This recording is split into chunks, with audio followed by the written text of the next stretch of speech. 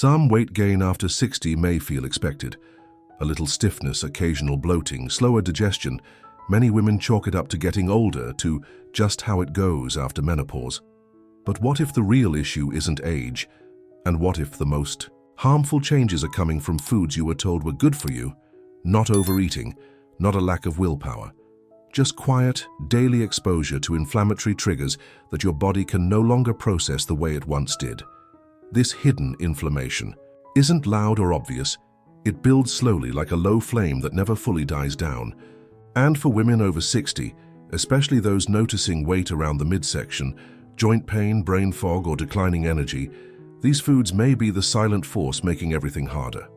In today's video, I want to talk to you like a friend who's been through it too, because this isn't about shaming what you've eaten or demanding perfection moving forward. It's about uncovering 5 foods that are quietly increasing inflammation in your body, slowing down your metabolism, and stealing your comfort more than you realize. You'll learn why they affect older women more than men or younger adults, how to recognize the signs, and, most importantly, what you can do starting today to feel better again without dieting or feeling deprived. If you've ever felt confused, frustrated, or just tired of guessing what's really going on with your body, type yes in the comments and stay with me. The answers are simpler than you've been told, and they start here. Let me tell you about Helen. She's 72, lives alone in a quiet suburb in Oregon, and has always taken pride in eating light. She uses minimal butter, buys whole grain bread, keeps her fridge organized, and sticks to what doctors used to call heart-healthy oils. For years, she believed canola and sunflower oil were her allies. They were in her stir-fried vegetables, her salad dressings, even in the low-fat crackers she kept for an afternoon snack. But over time, Helen started to feel like her body wasn't working the way it used to. Her fingers felt stiff in the mornings, her knees ached even on short walks, and her belly, once flat and firm, began to puff out like she had swallowed air. She thought maybe it was arthritis or just a slowing metabolism, but something didn't sit right. She was doing everything right. So why was her body quietly breaking down? This is where many women over 60 find themselves, not because of lack of effort or discipline, but because of something more hidden. Vegetable oils, the very products we were told to trust, are now known to be one of the most powerful triggers of inflammation, especially in aging bodies. These oils, rich in omega-6 fatty acids, flood the system and disrupt the delicate hormonal and metabolic balance that becomes even more vulnerable after menopause. Unlike the inflammation from an injury, this kind doesn't swell or bruise, it doesn't scream, it simmers. It lingers in the joints, fogs up the brain, weighs down the belly, and leaves you waking up tired even after a full night's sleep.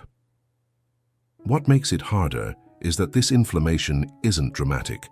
It hides in the background, like a low hum that you only start noticing once it's been playing too long. You don't feel sick, just not quite well. Maybe you used to garden for 2 hours without thinking, but now your back starts aching before the hour's up.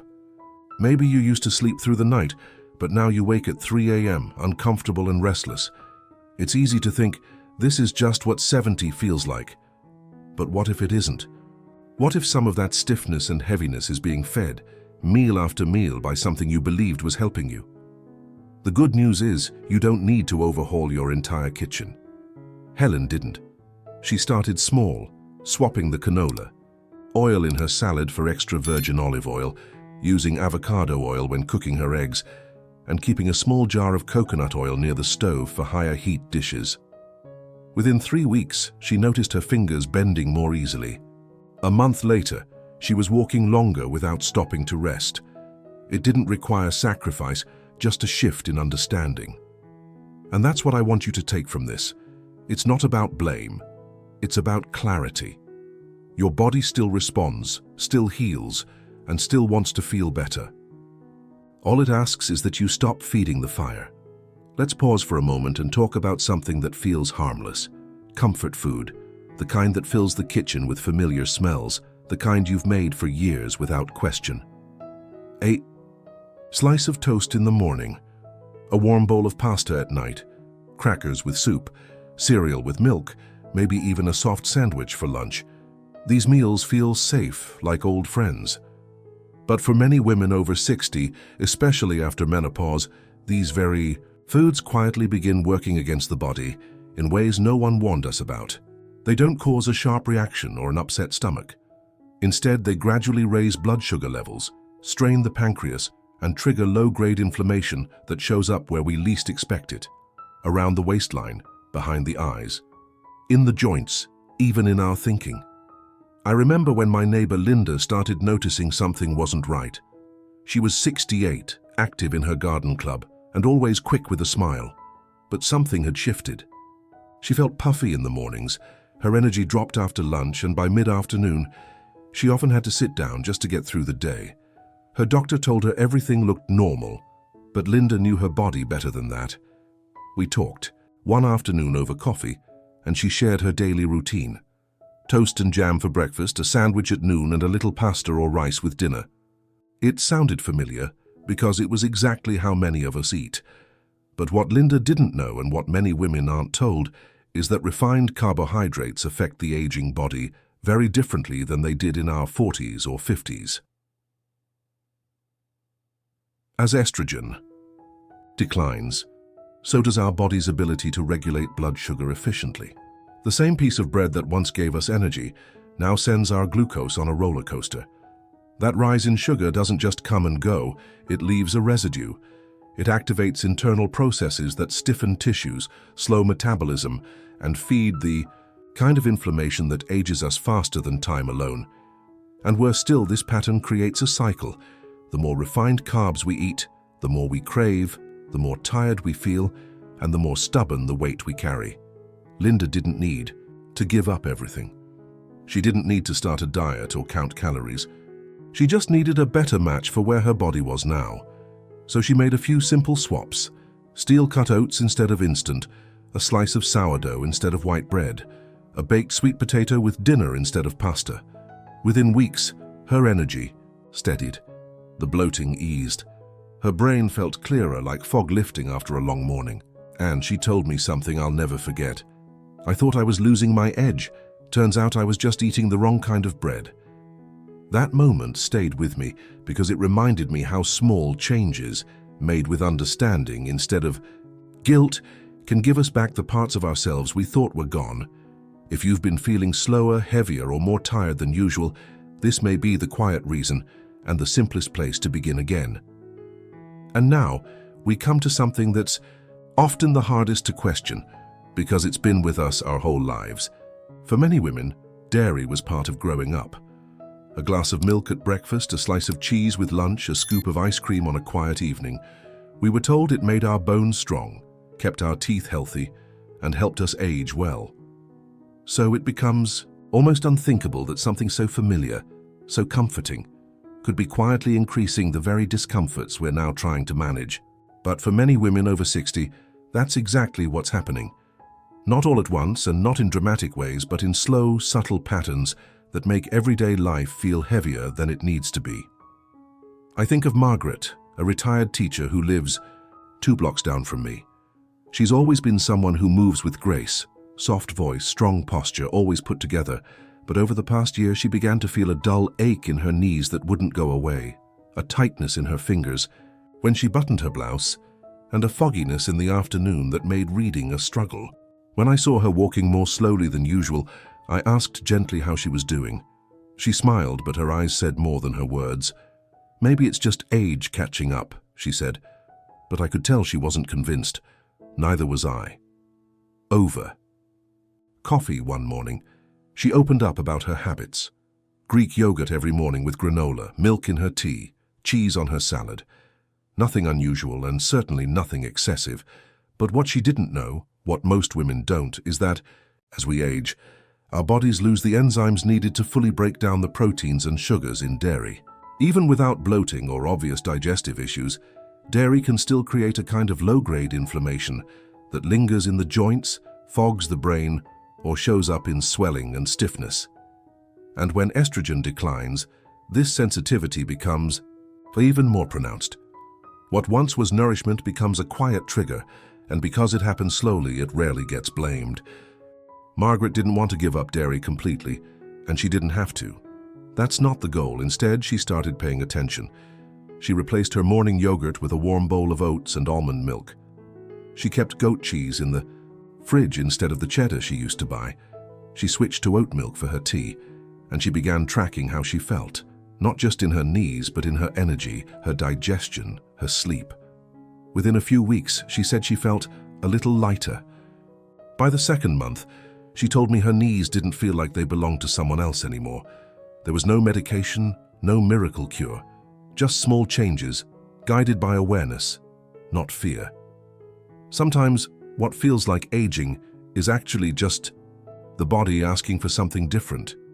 And when we listen with compassion, not guilt, we often find that healing is quieter than we expected and easier than we feared. Sometimes the most familiar routines carry the most unexpected risks. You've probably made that same turkey sandwich for lunch for years. Whole grain bread, a little lettuce, a slice or two of deli meat, maybe a small bowl of soup on the side. It feels light, balanced, and dependable. But there's something no one talked about back when these habits first formed. What's been done to the meat before it even reaches your plate? For many older women, especially after 60, processed meats have quietly become one of the most overlooked triggers of inflammation, slowly affecting how we feel from the inside out. My cousin Ruth, who just turned 74, shared something with me a few months ago. She said her hands didn't move the way they used to when she gardened. Her knuckles felt stiff after lunch, not in the morning like they once did. At first, she brushed it off as just a sign of the weather changing or maybe something she'd done too much the day before. But she noticed a strange pattern. It got worse in the afternoons, especially after lunch, and often came with a little brain fog or a sluggish feeling that settled in like a slow tide. She wasn't eating anything heavy, just what she always had: soup, crackers, and a slice of ham or turkey. It seemed innocent enough, until she started paying closer attention. What many people don't realize is that processed meats, whether sliced deli turkey, bacon, sausages, or ham, are not just about the meat. They're about what's added to preserve them, to keep the color, to extend shelf life. Nitrates, nitrites, and advanced glycation end products, compounds created during high-heat processing, can quietly increase inflammation in the body, particularly in older adults, whose systems are more sensitive after years of wear and hormonal change. These ingredients don't cause immediate reactions. They don't make your stomach hurt or your skin itch. They work slowly over time, disrupting gut balance, stiffening tissues, and making the joints feel less forgiving than they once were. Ruth didn't overhaul her entire diet overnight. She started small and she started curious. She swapped her lunch meat for hard-boiled eggs or a scoop of tuna mixed with olive oil instead of mayo. She tried lentil soup with avocado toast. She saved her bacon for Sunday brunch once a month instead of weekly. Within 3 weeks, she said something surprising. "I didn't realize how heavy my body had been feeling until it stopped." That line stayed with me, because so often we carry things we've grown used to, not knowing how different life can feel when they're gone. This isn't about fear, it's about noticing, paying attention to how you feel after a meal, giving your body the chance to tell you the truth. For many women over 60, cutting back on processed meats isn't a sacrifice, it's a quiet return to ease, the kind that lets your hands move freely, your mind stay sharp, and your afternoons feel like they belong to you again. Some changes sneak in quietly, almost without notice. A few decades ago, sugar became the villain, and in its place, we were offered something new, something lighter, sweeter, and supposedly better. It came in little packets at the diner, in bottles marked diet, and in foods labeled sugar-free. Many women over 60, hoping to protect their weight, their blood sugar, or their heart health, made the switch without question. It seemed like the responsible thing to do. But now, years later, we're beginning to understand that this choice, while well-intended, may have created more harm than help, especially in the lives of older women whose bodies are more sensitive to what's hidden than to what's obvious. Joanne, a 71-year-old friend of mine who taught Sunday school for over 20 years, once shared how proud she was to have stopped putting real sugar in her tea. She had switched to artificial sweeteners, first the blue packets, then the yellow, and eventually some of those newer blends in plastic jars. She told me it helped her feel in control.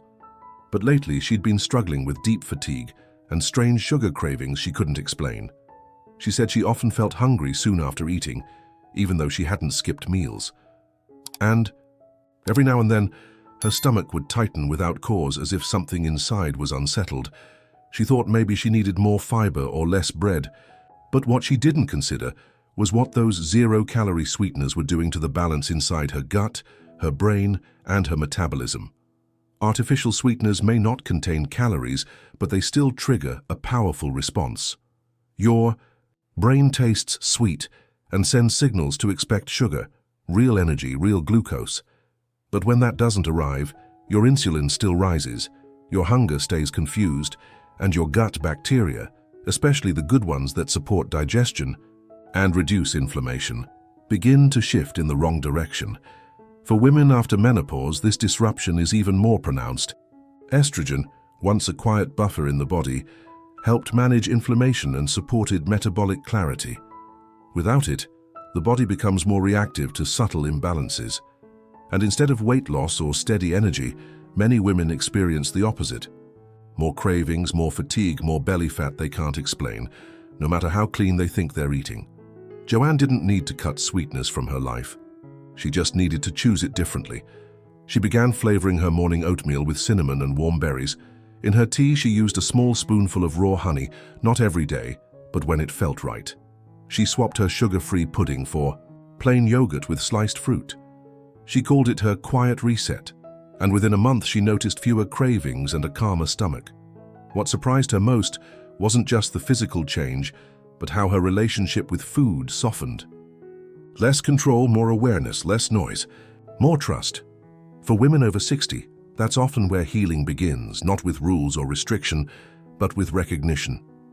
Artificial sweeteners don't yell, they don't leave stains, but they quietly confuse systems that, at this stage in life, deserve clarity. And when we choose foods that honor our body's wisdom instead of outsmarting it, peace returns, not just to our digestion, but to the rhythm of our days.